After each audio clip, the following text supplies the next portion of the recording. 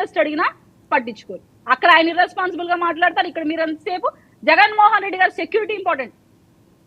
And one more thing, మీరు ఒక మాట అన్నారు, జగన్మోహన్ రెడ్డి గారు 900 మంది సెక్యూరిటీ మీకు ప్రూఫ్ ఉందా అన్నారు. మరి పవన్ కళ్యాణ్ గారి ప్యాకేజెస్ లో మీ దగ్గర ప్రూఫ్ ఉందా?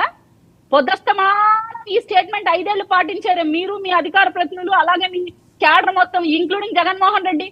ఎవడు ప్యాకేజ్ ఇస్తే ఎవరు తీసుకున్న ఎవిడెన్స్ ఉందా? మళ్ళీ ఎందుకు అలాంటి మాటలు మీరు ఆ రోజు మాట్లాడారు? 900 మంది సెక్యూరిటీ సిబ్బంది ఉంది అని మేము అంటాం తప్పైతే, పవన్ కళ్యాణ్ గారు ప్యాకేజ్ ఇస్తున్నా అన్నప్పుడు తప్పని మీకు తెలీదా? ఆ స్టేట్మెంట్ ముందు వెనక్కి తీసుకోండి ఫస్ట్ మీరు.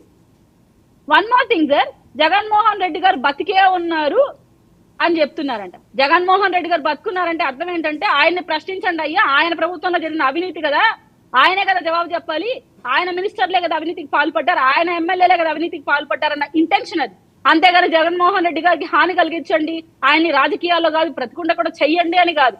అటువంటి రాజకీయాలు ఎన్డీఏ కూటమి అభ్యర్థిగా తెలియదు, మీకే అది తెలుసు. బాబాయ్ హత్య దానికి ఒక సాక్ష్యం కూడా. One more thing sir, social media post నేను పెట్టానో లేదో అని తెలియకుండానే నన్ను ఇబ్బంది పెట్టారు. ఒక్కసారి మీ పోస్ట్ మీరు రీకాల్ చేసి చూడండి సార్. మీది, నాగార్జున యాదవ్ గారు, ఇంకొంతమంది రీసెంట్ గా నాగార్జున యాదవ్ గారు ఓటమి చవి చూసిన తర్వాత ఒక పోస్ట్ చేశారు సార్. ఇట్లా నేను షాక్ అయ్యాను, ఒక అధికార ప్రతినిధి అయినా అని. గంజాయి పట్టుబడింది ఎన్డీఏ కుటుంబాలంట. ఒక చెట్టు నాటి ఆ విత్తనాలు మొక్కలాగా మొలిచి అది సాగుకు వచ్చే లోపల ఎంత టైం ప్రాసెస్ ఉంటుంది సార్? ఒక 30 to 40 days లోపల ఆ చెట్లు మా వల్ల వస్తాయా? అంటే అంత అవివేకంగా ఆయన మాట్లాడుతుంటే అరెస్ట్ చేయకోకుండా ప్రభుత్వం మీద, అధికార ప్రతినిధుల మీద ఇష్టం వచ్చినట్టు మీరు మాట్లాడుతుంటే మీకు ఇవ్వరా సార్ వారెంట్స్? అండ్ మీ అధికార ప్రతినిధులు మమ్మల్ని ఎలా మాట్లాడారో మీకు గుర్తుకు లేదా? సో అటువంటి మీ ప్రూఫ్లు ఉంటేనే మిమ్మల్ని అరెస్ట్ చేయడానికి చూస్తున్నారు తప్ప అన్నెసరీగా మిమ్మల్ని అరెస్ట్ చేయట్లేదు. ఆ విషయం మీరు గుర్తుపెట్టుకోండి. మీరు గెలిస్తే ఏమో ప్రజా తీర్పు, మేం గెలిస్తే ఏమో ఈవింగ్ ట్యాంపరింగ్. ఎలా సార్? అప్పుడు మీది కూడా ఓటమి మీరు ఒప్పుకుంటారా? గెలుపు మీది కాదు, ప్రజల ఈవింగ్ ట్యాంపరింగ్ ద్వారా జరిగే వ్యతిరేకత అన్ని వర్గాల్లో ఉంది. ఆ విషయం మీకు స్పష్టంగా కనపడింది ఎలక్షన్ కి ముందే. కానీ మీరు బుకాయించుకొని ఈ సోషల్ మీడియా క్యాంపెయిన్ ద్వారా మీ మినిస్టర్ నోటివాటం చూపించడం, మీ నోటివాటం చూపించడం వల్ల మసిపూసి మారడికాయ చేశారు. కానీ వాస్తవంగా ప్రతి సెక్టార్ లో తప్పులు జరిగాయి, ప్రజలు ఇబ్బంది పడ్డారు. సో ఇవన్నీ మీరు యాక్సెప్ట్ చేయాల్సిన వాస్తవాలు. ఇప్పుడు కూడా మీ స్వార్థం కోసం జగన్మోహన్ రెడ్డి గారు సెక్యూరిటీ పెంచండి, ఖచ్చితంగా ఎంత మేరకు అవసరమో అంత మేరకు ఆయన సెక్యూరిటీ కల్పిస్తారు. ఆయన రాష్ట్రానికి హామ్ చేసినా, ఆయన ప్రతిపక్ష నేతలకు ఇబ్బంది పెట్టినా, మేమైతే లీగల్ ప్రొసీడింగ్స్ ప్రకారం ఆయనకి ఎంత సెక్యూరిటీ ఇవ్వాలి అంత సెక్యూరిటీ ఖచ్చితంగా ఇవ్వడానికి ప్రభుత్వం చూస్తుంది. మేము హత్య రాజకీయాలను ఎంకరేజ్ చేయం వెంకటరెడ్డి గారు, first you have to know that. And మీరు కూడా నాకు వెంటనే అపాలజీస్ చెప్పి పవన్ కళ్యాణ్ గారిని డిప్యూటీ సీఎం గారని మీరు ప్రస్తావించాలి. మాటకి ముందు మీరు పవన్ కళ్యాణ్ గారు అనకండి.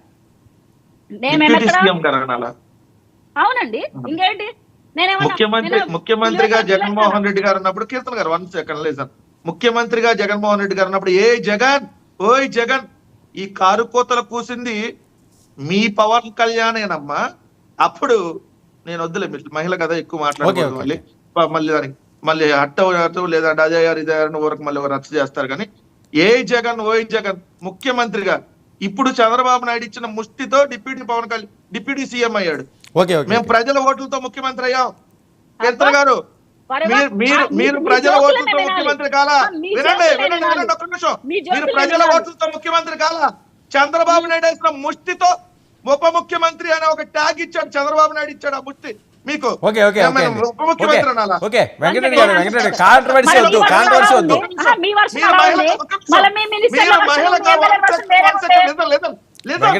మీరు మహిళగా మీ కూతురు వయసు ఉండేటటువంటి అమ్మాయి, 9 ఏళ్ల బాలిక, ఇదే నంద్యాల జిల్లా మచ్చుమరిలో అత్యాచారం హత్య జరిగితే 34 రోజులైతే సభను తీసుకురాలి. ఏమన్నాడు మీ ఉప ముఖ్యమంత్రి పవన్ కళ్యాణ్? ఎక్కడ పడుకున్నట్టు అడుగుతున్నా. ఎక్కడున్నారు హోంమంత్రి అనిత గారు? ఏ అమ్మాయి శవాన్ని తీసుకురాలేరా? అదే మీ కూతురికి జరిగితే మీరు మాట్లాడుతున్నప్పుడు ఆవిడ ఇంటరప్ట్ చేయలేదు, ఆవిడ కంప్లీట్ చేయనివ్వండి. ఒక్క నిమిషం వెంకటరెడ్డి గారు, మీరు మాట్లాడుతున్నప్పుడు ఆవిడ ఇంటరప్ట్ చేయలేదు, ఆవిడ కంప్లీట్ చేయనివ్వండి. మీకు ఏమైనా అబ్జెక్షన్ ఉంటే నోట్ చేసుకోండి. పర్సనల్ గా వద్దు. ఇది గొడవలు పడే ప్లాట్ఫామ్ కాకూడదు. అత్యాచారం హత్య జరిగితే శవాన్ని ఎత్తికి పెట్టమని తల్లిదండ్రులు అడుగుతారు. శవం ఉంటే దాన సంస్కారాలు చేసుకుంటామంటే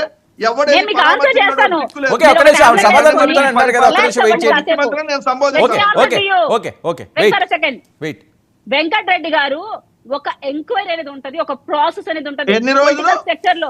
ఓకే అండి, ఒక్క నిమిషం అండి, కంప్లీట్ చేయనివ్వండి వెంకటరెడ్డి గారు వెంకటరెడ్డి గారు ఇలా అయితే నేను అలౌ చేయను. మీరు మాట్లాడుతున్నప్పుడు ఆవిడ ఒక్క మాట కూడా మాట్లాడలేదు. ఆవిడ కంప్లీట్ చేయనివ్వండి. 34 రోజులు వెయిట్ అండి, రాలేరా మీరు? వెయిట్ వెంకటరెడ్డి గారు చనిపోయిందని తెలుసు ఇదే చంపినాన్ని ఇన్సిడెంట్ పట్టుకున్నామని చిత్తూరు చెప్పారు. ప్రాంతంలో. వెంకటరెడ్డి గారు వినాలి.